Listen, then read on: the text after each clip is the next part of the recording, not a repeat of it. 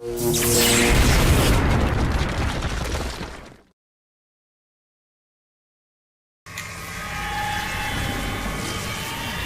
eu vou falar sobre a origem do feudalismo.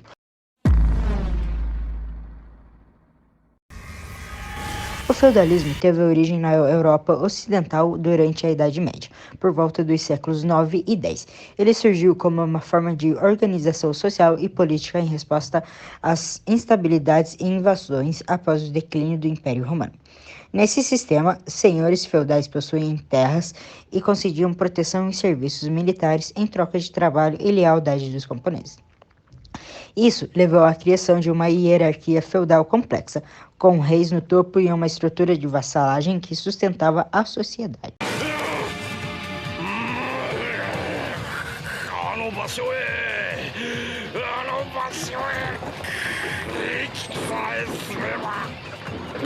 Feudos, considerados a base econômica da economia feudal, representavam grandes extensões de terras localizadas na área rural, os quais eram comandados pelos senhores feudais. Neles eram possível encontrar o castelo fortificado, as aldeias, as terras para cultivo, os pastos e os bosques.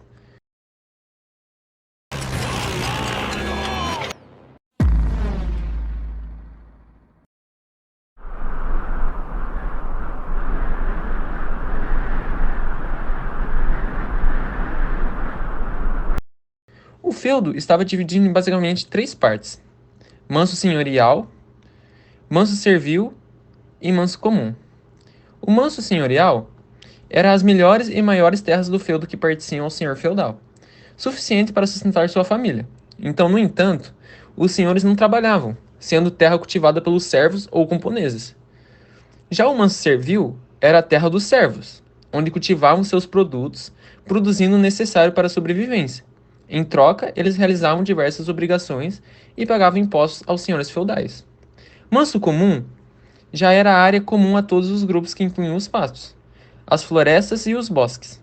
Aqui os produtos que cultivavam eram de uso de todos, sendo um local destinados ao cultivo, à caça e para a pastagem dos animais. Classes do feudalismo. As classes são divididas em clero, nobreza e camponeses. O clero é a classe dos religiosos, conhecidos também como sacerdotes, e fazem parte da Igreja Católica.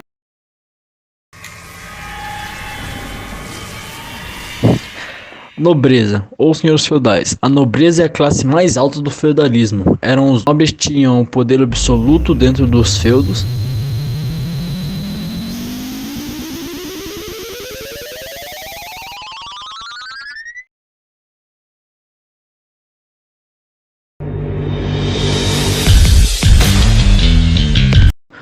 Dessa forma, a divisão dentro do feudo era dos suzeranos, os donos das terras do plantio, e os vassalos, os servos que trabalhavam nas plantações. Camponeses ou vassalos. Os camponeses fazem parte da classe mais baixa. São os trabalhadores que ficavam na plantação, fazendo e colhendo as plantações, para si, para sua família e para as outras classes dentro do feudalismo. Dentro do feudalismo, há alguns acordos/contratos que eram feitos com os senhores feudais, que possuíam poder absoluto dentro de todo o feudo, principalmente das plantações e as ferramentas. Vassalagem. A vassalagem era um símbolo de obediência que o vassalo deveria manter em relação ao senhor feudal, como pagar os impostos. Mão morta.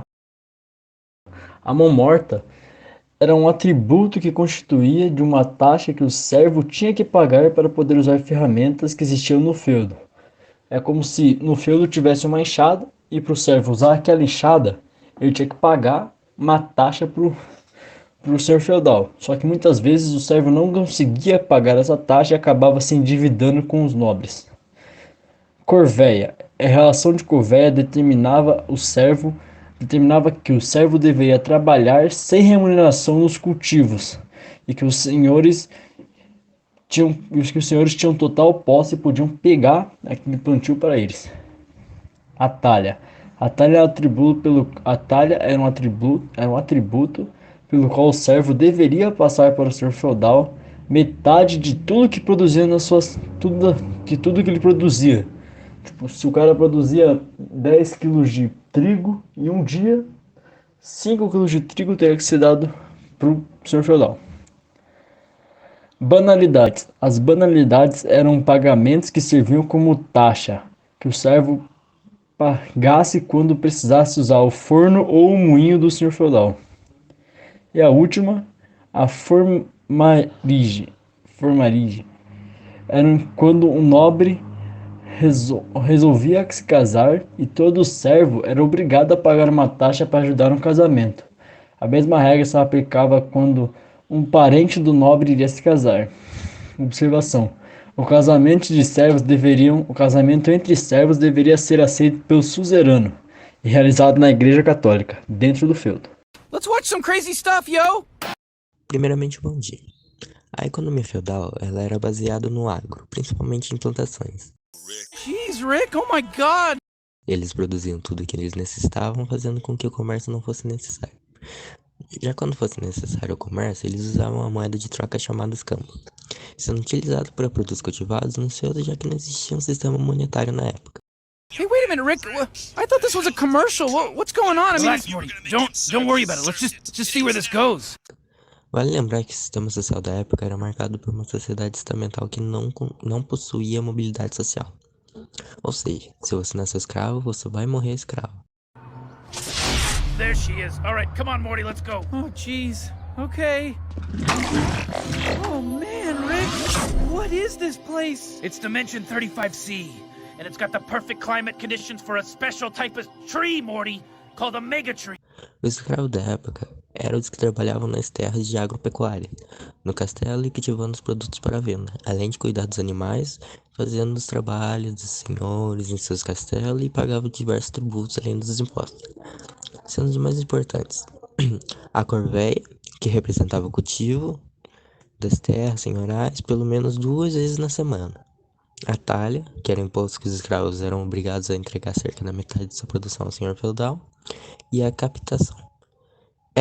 Esse era o valor pago por pessoa pelos escravos aos senhores feudais, e a banalidade. Imposto pago por utilização de equipamentos e instalações. É isso.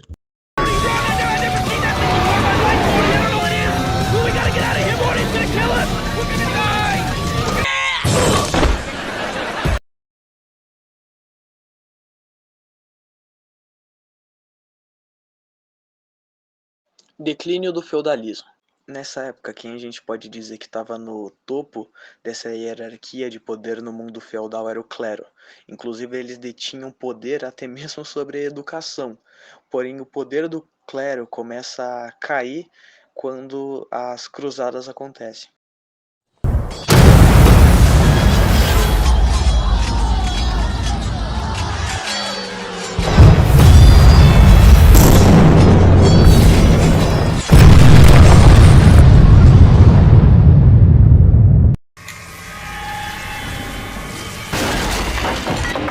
As cruzadas, que também eram chamadas de Guerra Santa, afinal acontecia tudo em nome de Deus, entre aspas, foram todas expedições para recuperar Jerusalém que estava na mão dos árabes na época. Só que das 9 cruzadas oficiais que a gente teve, só 2 delas podem ser consideradas bem-sucedidas.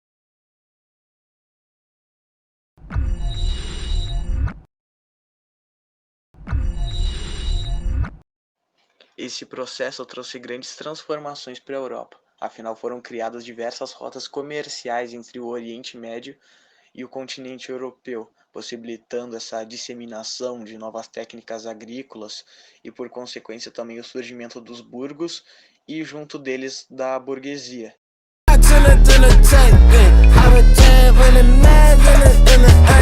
Seis horas e meia depois.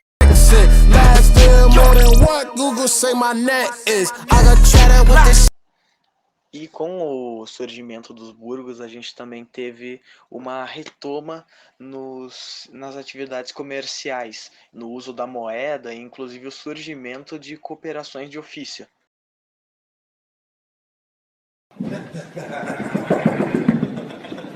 Todas essas coisas levaram a um grande declínio no feudalismo. Afinal, com o surgimento dos burgos e da burguesia e com o aumento das atividades econômicas, houve um aumento demográfico na época, o que desestabilizou a estrutura social. E isso junto de epidemias que aconteceram também, como a peste negra, que matou 1/3 da população europeia por uma doença que se disseminava por pulgas de ratos vindos da Ásia. Depois de todos esses acontecimentos, a gente tem a formação de monarquias. Essas monarquias são criadas pela retirada dos senhores feudais do poder.